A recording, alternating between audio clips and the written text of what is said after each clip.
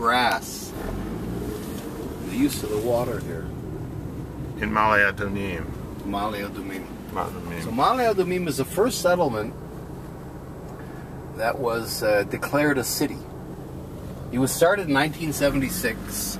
Already in 1970 by Rabin. And already in 1979 it was declared a city. So here's another ancient tree. In other words, this is part of the humiliation of the... That's an ancient olive tree. Now we're on tape. Yeah. Can you describe what I'm looking at? This is probably a 400 or 500 year olive tree.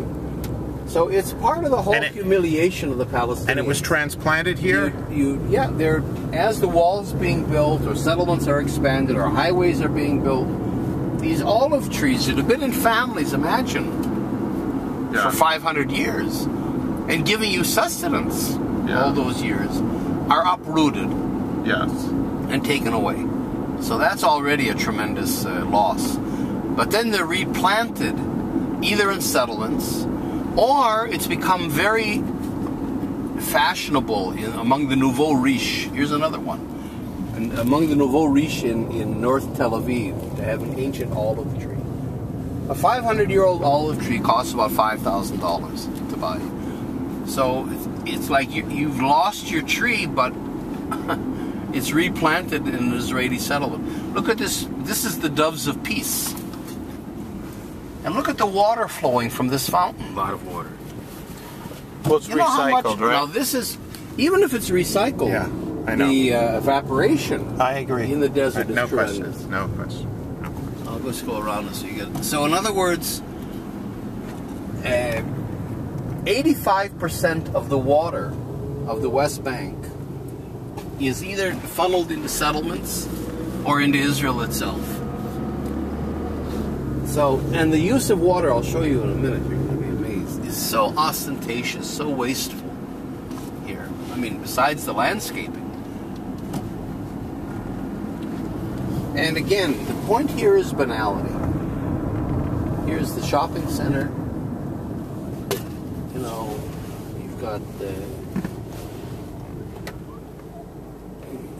Ace Hardware if you want a BDS target. You have Burger Ranch. Burger Ranch and the Aroma Coffee. All the major chains. Yeah. Super Farm, which is a Canadian chain, actually. All banal. Nothing here political, nothing. There's a settlement. Another ancient olive tree. Beautiful. And it's very Orwellian too. You see, this is the library. If you look behind the palm tree, it's the Library of Peace. This is the Library of Peace. This is a music conservatory that's being built. So in other words, high quality housing. Look at the infrastructure now. You see, all subsidized, so it's affordable. So you get both middle class Israelis. Also young couples. They get married, another tree. Young couples, but also working class people are able to afford to move out here. Some of the housing is better, but see, this is more almost projects, you know, not a little higher than that. But this is, you know, so in other words, you have different levels of income also in Ma'ale Adumim, but all subsidized, a high level of services, which I'll show you in a minute. And how this, and whenever they talk about a two-state solution, they would say, oh, this would never be This would never be given up. Even in the Geneva Accords of Yossi Beilin, Ma'ale Adumim remains in Israel. Even for the Peace Now people, this is not a settlement.